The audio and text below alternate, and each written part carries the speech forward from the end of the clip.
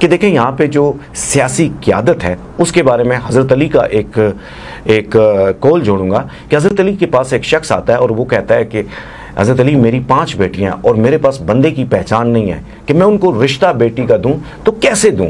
हज़रत अली क्या खूबसूरत और अक्ली बात करते हैं। आप फरमाते हैं कि जिसको भी अपनी बेटी देनी है उसको देखना कि उसका ताल्लुक कमज़ोर के साथ कैसा है। अगर उसका ताल्लुक कमज़ोर के साथ हमदर्दी, प्यार, तवज्जो, मोहब्बत वाला है तो उसको अपनी बेटी दे देना।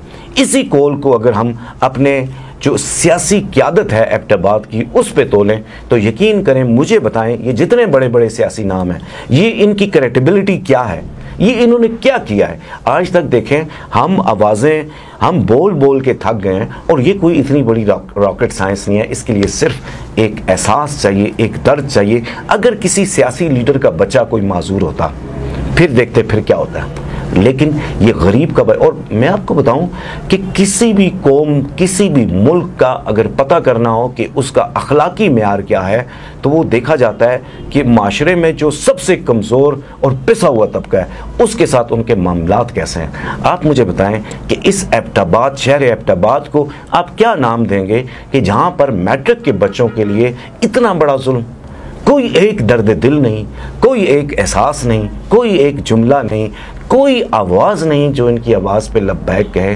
तो आज आप मुझे बताएं कि मैं समझता हूँ हर वो शख्स इन बच्चों का कातिल है, ज़िम्मेदार है। एक नॉर्मल बच्चा मैट्रिक के बोर्ड में कितनी मुश्किलात होती हैं, एक नॉर्मल बच्चे से वालिदैन की तवक्कुआत क्या होती हैं, वहाँ पर हम स्पेशल बच्चे। आप यकीन करें कि अगर इस बोर्ड ने मेरे साथ ताउन किया होता, अगर कुछ लोग खड़े होते, मेरे इस साल 4 बच्चे वर्ल्ड लेवल गेम्स में तैयार हुए हैं।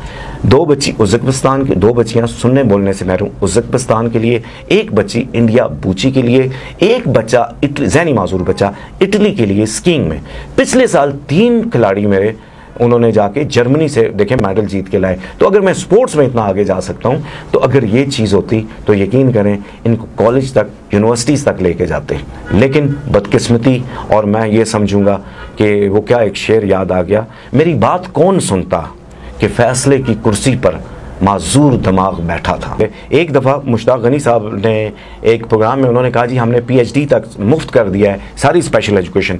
तो हम स्टेज पे गए, हमने कहा सर ये एक तस्वीर है, ये एक तस्वीर है, इस तस्वीर को आप देखें और इस तस्वीर को आप बगैर बोले समझा दें कि ये तस्वीर क्या कहती है, इशारों में ज़रा समझाएं। तो मेरे मोहतरम मुश्ताक गनी साहब ने कहा कि ये चीज़ मैं नहीं कर सकता। मैंने कहा सर आप करें। उन्होंने कहा ये चीज़ मैं कर ही नहीं सकता, मेरे बस में ही नहीं है, ये मुझे आता ही नहीं है। तो मैंने कहा हुजूर फिर मुझे बताएं कि 7 किताबें जो यहाँ पे 7 किताबें हैं जिसके इतने मुश्किल कंसेप्ट हैं, हम कैसे करें।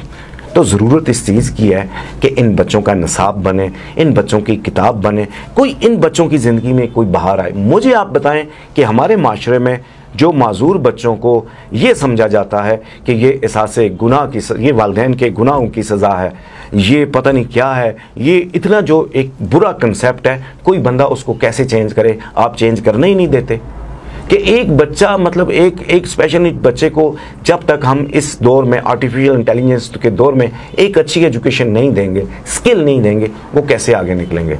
तो मैं अपनी सियासी क़यादत के से माजरत के साथ ये कहता हूँ कि देखिए आपके इतने प्रोजेक्ट्स हैं, आपके उन प्रोजेक्ट्स का, आपकी उस आपका इस शहर एबटाबाद में आपका वोट लेने का वजूद, आपका जो इस शहर पे एक जो सवाल है कि भाई आप कहते हैं आपने इतना कुछ किया, आपने क्या किया।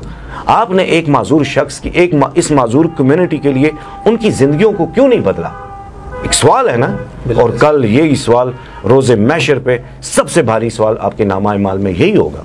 लेकिन हमने तो इसका नाम रखा है तालीमी कत्ल नाम रखा है।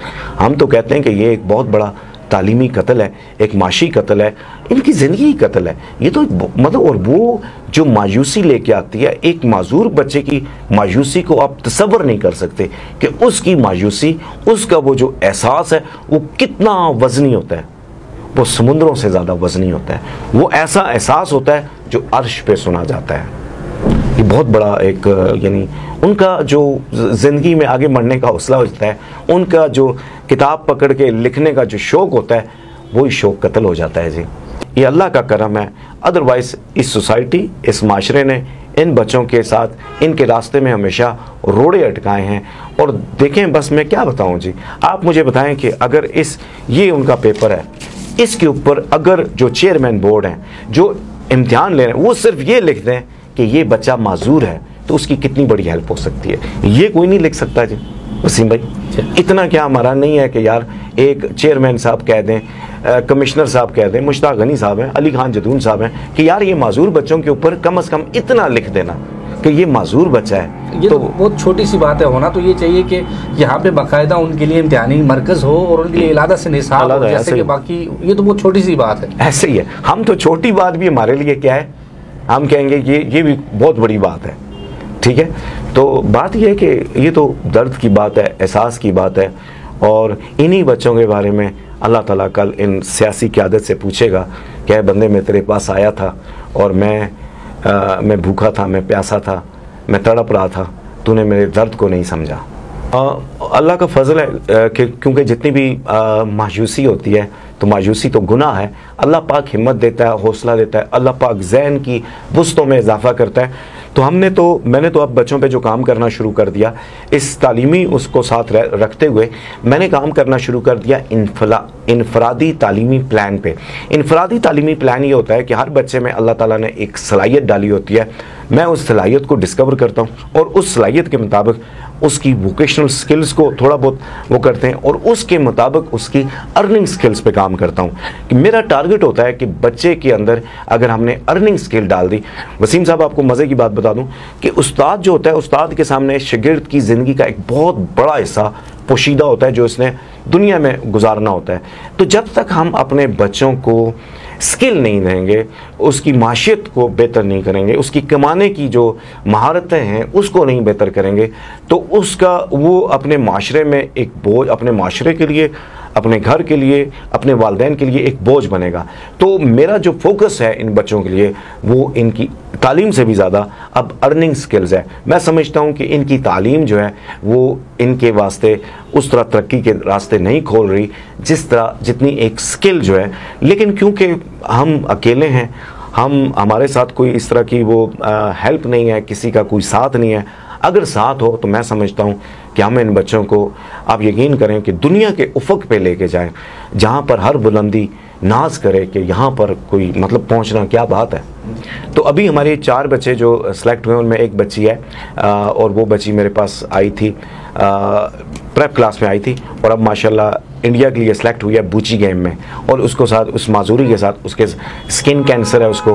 फिर इसके अलावा एक और बच्चा जो अभी इटली के लिए सेलेक्ट हुआ है, इंतहाई गुर्बत में रहने वाला, गुर्बत की चक्की में, जिसके पास यानी जूते भी नहीं थे, और वो बच्चा सेलेक्ट हुआ स्किन के लिए। एक और बच्ची थी मेरी जी, परसिया बामसी नाम था उसका, 42 साल उसकी उम्र थी और वो सीपी थी और आम लफ्ज़ों में दिमागी फॉलो जिसे कहते हैं, जिसमें जिस्म का कोई हिस्सा काम नहीं करता था सिवाय आँखों के। वो खुद खा नहीं सकती थी, हिल नहीं सकती थी, वॉशरूम नहीं जा सकती, 42 साल उसकी उम्र। और उसकी ज़िंदगी में बस एक आफाक स्कूल, जो आफाक पब्लिशर्स हैं, इन्होंने सारे एबटाबाद के स्कूलों को ये कहा कि अपने स्कूल का सबसे बेस्ट स्टूडेंट दें। तो मैंने उस बच्ची को नॉमिनेट किया, परसिया बामसी को, जिसने ज़िंदगी में शायद ही उसके लिए कोई खुशी, तो उसको हमने जब मेडल दिया, और वो जब मेडल उसको मिला, उन सारे काफ़ी सारे स्कूल थे, तो उन स्कूल के बच्चों में जब उसको मेडल मिला ना, तो वसीम भाई उसकी खुशी देखने वाली थी। उसने उस मेडल को चूमा और 1 महीने बाद वो बच्ची फौत हो गई। तो दिल तो दुखा, लेकिन यह है कि बस इस बात पे भी खुशी होती है कि अपने हिस्से की हमने शमा जला दी, इन बच्चों की ज़िंदगियों में कोई खुशी लेके आए।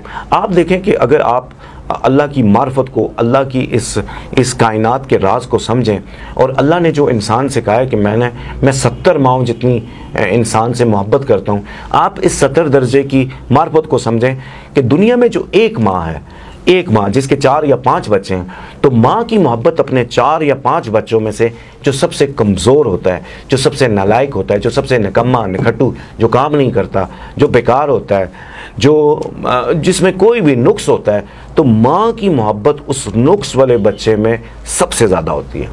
उसके लिए मोहब्बत ज़्यादा, उसके लिए फ़िक्र ज़्यादा, उसके लिए परेशानी ज़्यादा, उसको देना सबसे ज़्यादा, यानी सब कुछ उसके लिए होता है। अगर एक पालने वाले रब का ये चीज़ एक है माँ का ये एटीट्यूड है कि एक कमज़ोर के साथ, तो आप सोचें कि रब्बुल आलमीन जो पूरी कायनात का रब है, उसके नज़दीक ये माजूर बच्चे क्या मायने रखते हैं। हम जब नबी पाक सल्लल्लाहु अलैहि वसल्लम की ज़िंदगी को देखते हैं तो नबी पाक सल्लल्लाहु अलैहि वसल्लम की ज़िंदगी में सबसे ज़्यादा जो मोहब्बत, जो तवज्जो, जो शफ़क़त थी, वो इन बच्चों के लिए, इन अफराद के लिए थी। एक इस्लामी माशरा वो माशरा होता है जहाँ पे माजूरों का सबसे ज़्यादा ख्याल रखा जाता है, जहाँ पे उनकी हर बात सुनी जाती है।